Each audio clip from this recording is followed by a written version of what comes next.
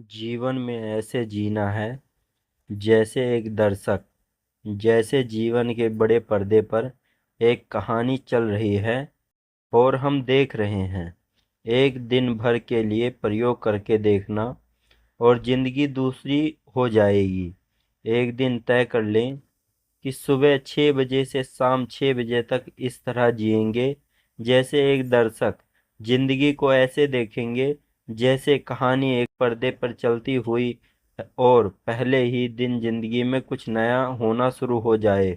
आज ही करके देखें, एक छोटा सा प्रयोग करके देखें कि जिंदगी को ऐसे देखेंगे जैसे बड़े से कैनवास पर एक पर्दे पर कहानी चलती हो और हम सिर्फ दर्शन होंगे। सिर्फ एक दिन के लिए प्रयोग करके देखें और उसे प्रयोग के बाद आप दोबारा वही आदमी कभी नहीं हो सकेंगे जो आप थे। उसे प्रयोग के बाद आप आदमी ही दूसरे हो जाएंगे। साक्षी होने का छोटा सा प्रयोग करते देखें। देखें आज घर जाकर, और जब पत्नी गाली देने लगे या पति गर्दन दबाने लगे, तब इस तरह देखें कि जैसे कोई साक्षी देख रहा है। और जब रास्ते पर चलते हुए लोग दिखाई पड़े, दुकान पर चलती हुई दिखाई पड़े, दफ्तर की दुनिया हो, तब ख्याल रखें जैसे किसी नाटक में प्रवेश कर गए हैं और चारों तरफ एक नाटक चल रहा है। एक दिन भर का इसी स्मरण रखें, देखें और आप कल दूसरे आदमी हो जाएं। दिन तो बहुत बड़ा है। 1 घंटे भी कोई आदमी साक्षी होने का प्रयोग करके देखे, उसकी जिंदगी बाहर एक मोड़ ए जाएगी, एक टर्निंग आ जाएगा। वह आदमी फिर वहीं कभी नहीं हो सकेगा जो 1 घंटे पहले, क्योंकि उसे 1 घंटे में जो दिखाई देगा, जो दिखाई पड़ेगा, वह हैरान कर देने वाला हो जाएगा। उसे 1 घंटे में उसके भीतर जो परिवर्तन होगा, जो ट्रांसफॉर्मेशन होगा, वो कीमिया ही बदल जाएगी और उसके भीतर चेतना के नए बिंदुओं को जन्म देगी। 1 घंटे के लिए ऐसे देखें कि अगर पत्नी गाली दे रही है, अगर मालिक गाली दे रहा है, ऐसे देखें जैसे सिर्फ एक नाटक देख रहे हों। फिर देखें क्या होता है। सिवाय हंसने के और कुछ भी नहीं होगा। सिवाय हंसने के और कुछ भी नहीं होगा। भीतर एक हंसी फैल जाएगी और चित्त एकदम हल्का हो जाए। कल यही गाली बहुत भारी पड़ गई होती, पत्थर की तरह छाती पर पत्थर बनकर बैठ गई होती। इस गाली ने भीतर जहर पैदा कर दिया हो। इस गाली ने भीतर प्राणों को मार डाला हो। इस गाली ने भीतर जाकर जीवन को एक संकट, एक अशांति पैदा कर दी होती। जिंदगी एक प्रतिक्रिया बन जाती, रिएक्शन बन जाती, एक तूफान और आंधी हो जाती।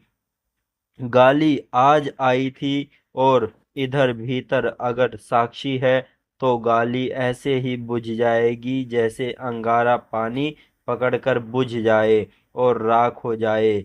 आप देखते रह जाएंगे और तब हैरानी होगी कि यही गाली कल पीड़ित करती है थी, आज यह क्या हो गया।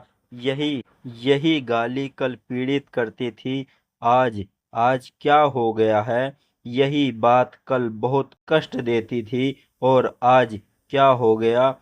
आज आप बदल गए, दुनिया वही है, दुनिया हमेशा वही है, सिर्फ आदमी बदल जाते हैं। और जब आदमी बदल जाता है तो दुनिया भी बदल जाती है। दूसरा सूत्र है, पहला सूत्र है जीवन एक सपना।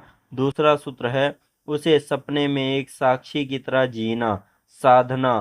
कि यही दो सूत्र, जीवन एक सपना है और सपने में एक साक्षी की तरह जीना है। और जो आदमी सपने में साक्षी की तरह जीना शुरू कर देता है, उसकी जिंदगी में क्या हो जाता है ऐसे शब्दों में कहना मुश्किल है।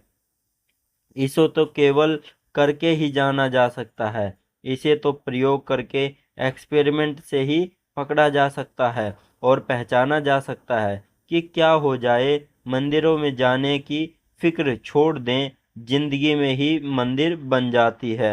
अगर साक्षी बन के खड़े हो जाएं, पहाड़ों पर, हिमालय पर जाने की चिंता छोड़ दें, वह जिंदगी इसी क्षण तीर्थ बन जाती है।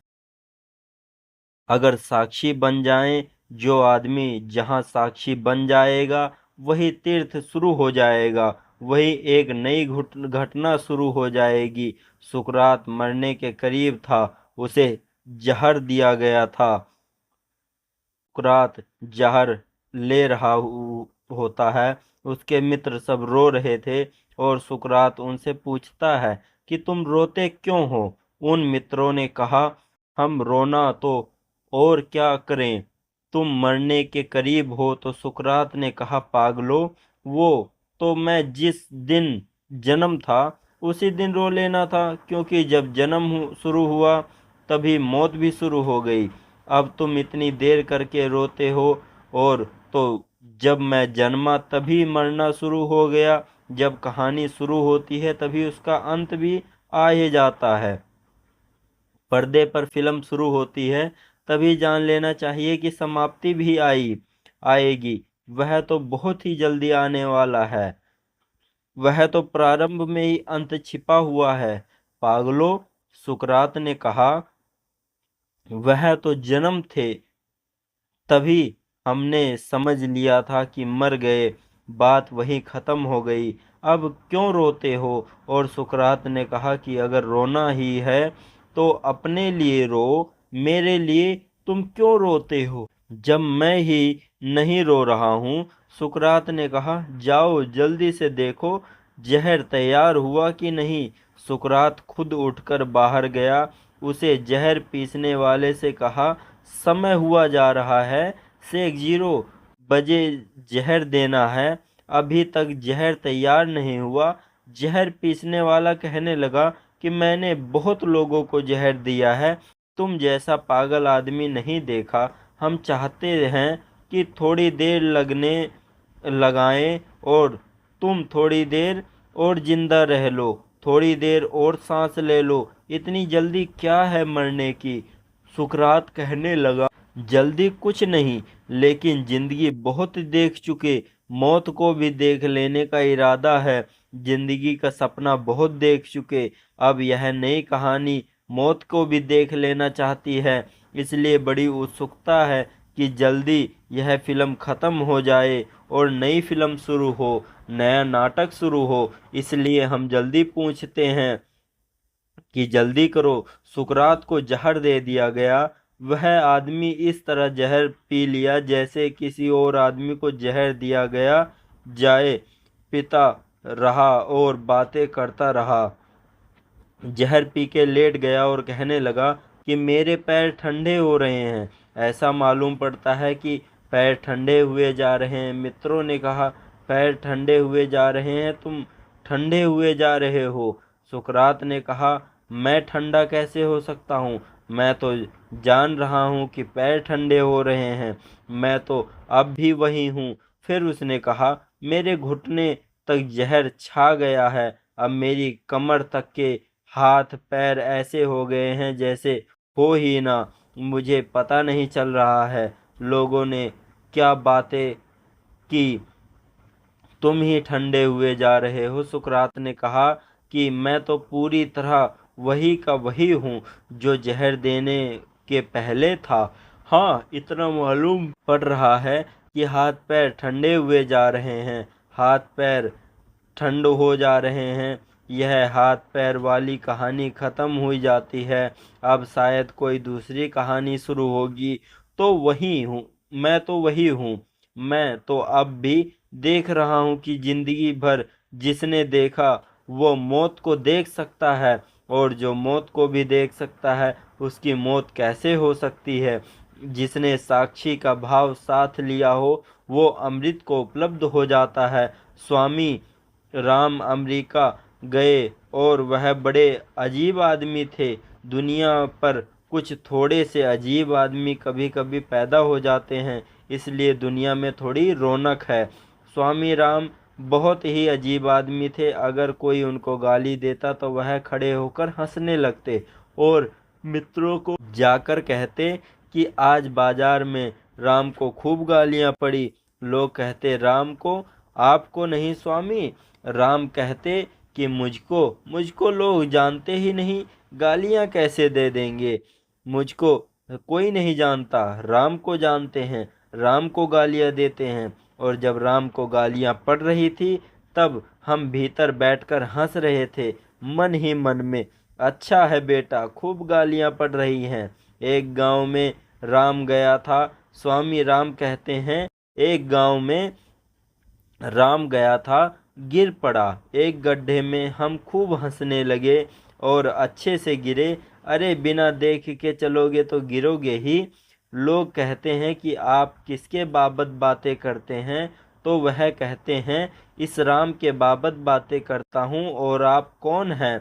तो कहते हैं कि मैं सिर्फ देखने वाला हूँ कि राम का कहानी चल रही है, देख रहा हूँ। राम की जिंदगी है, हम देख रहे हैं। यह जो देखने की बात है, यह जो देखने की तरकीब है, यह जो देखने का टेक्निक है, जिंदगी के प्रति साक्षी हो जाने का यह जो कला है, यह धर्म का सर्वोच्च रहस्य है। देखें जिंदगी एक साक्षी होकर, और तब एक नई जिंदगी की शुरुआत हो जाती है। वह नई शुरुआत सत्य पर ले जाती है, उसे सत्य पर जिसका एन कभी न कोई जन्म हुआ, उसे सत्य पर जिसकी एन कोई मृत्यु हुई, उस सत्य पर जो कहानी नहीं है, उसे सत्य पर जो सपना नहीं है। लेकिन अगर हमें सपना में और कहानी में ही कोई रहे तो शायद उसे कहानी कभी पता ही नहीं चलेगी। बहुत कम सौभाग्यशाली लोग हैं जो जीवन के सत्य को जान पाते हैं। अधिक लोग जीवन में सपने में ही रह जाते हैं और समाप्त हो जाते हैं। सपने से जागना ताकि सत्य उपलब्ध हो सके। अब कहानी से जागना है, नाटक से जागना है, अभिनय से जागना है, ताकि वो जाना जा सके जो अभिनय नहीं है, जो नाटक नहीं है, जो कहानी नहीं, उसका नाम ही आत्मा है, उसका नाम ही परमात्मा है।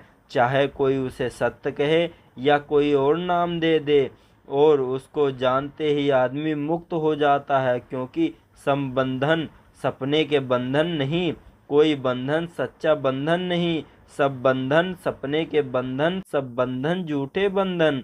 एक बार यह दिखाई पड़ जाए तो पता चलता है कि मैं तो मुक्त ही था, मैं सदा से ही मुक्त हूँ।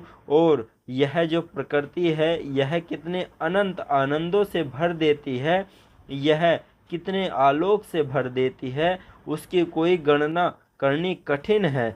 जो मिसरेबल, उसको नापने का कोई उपाय नहीं है, शब्दों में कहने का भी कोई उपाय नहीं है, उसको अभिव्यक्ति दे कोई भी मार्ग नहीं है। उसे तो बस जाना जा सकता है और जिया जा सकता है। जीवन जीते जीते हमें आगे बढ़ने में बहुत कठिनाइयाँ होंगी, वनवास तो भोगना ही पड़ेगा। घर की सुख सुविधाओं में रहकर आप राम नहीं बन सकते। हम व्यर्थ ही दुखों में रोते हैं, अपने भाग्य और ईश्वर को कोसते हैं। सुख की तरह दुख भी जीवन का एक अभिन्न पहलू है। यदि दुख न रहे तो हम सुख से ऊब जाएंगे, सुख के मादक नशे में एक दूसरे का नाश कर लेंगे। जिस प्रकार रात्रि के अस्तित्व में ही दिन का जीवन है, रात्रि ना हो तो दिन महत्वहीन हो जाएगा। जिस तरह रात और दिन एक ही काल के दो पहलू हैं, उसी तरह सुख दुख भी हमारे जीवन के दो पहलू हैं। जिस तरह रात के बाद दिन और दिन के बाद रात आती है, उसी तरह दुख के बाद सुख और सुख के बाद दुख का क्रम चलता रहता है। आवश्यकता है इस बात की कि सुख की तरह हम दुख का भी स्वागत करें, उसमें शांति स्थिर मन दृढ़ रहकर हरि स्मरण करते हुए अपने कर्तव्य में लगे रहें, और अपने आप को एक दर्शक की भांति अपने जीवन में झांकने का एक झरोखे की तरह हम अपने जीवन को देखें। फिर हम देखेंगे हमारा जीवन कितने प्रकार के व्यंगों से और कितने प्रकार के कार्यों से भरा हुआ है, जो हमें कभी महसूस ही नहीं हुआ होता कि हम आखिर क्या कर रहे हैं। लेकिन हम उसे देखते हैं। जब हम उसको एक झरोके से देखेंगे तो आप देखोगे, हैरान हो जाओगे। तो दोस्तों, आपने हमारी वीडियो यहाँ तक देखी। आपके मन में अगर कोई सवाल हो, आपको वीडियो पसंद आई हो और वीडियो में आपको कौन सी बात अच्छी लगी हो, तो उसे आप कमेंट बॉक्स में लिख दीजिए। अगर आप चैनल पे नए हैं तो चैनल को सब्सक्राइब कर लीजिए ताकि अगली वीडियो आप तक बिना रुकावट के पहुंच जाए। मैं मिलता हूं आपसे अगली वीडियो में, तब तक के लिए धन्यवाद।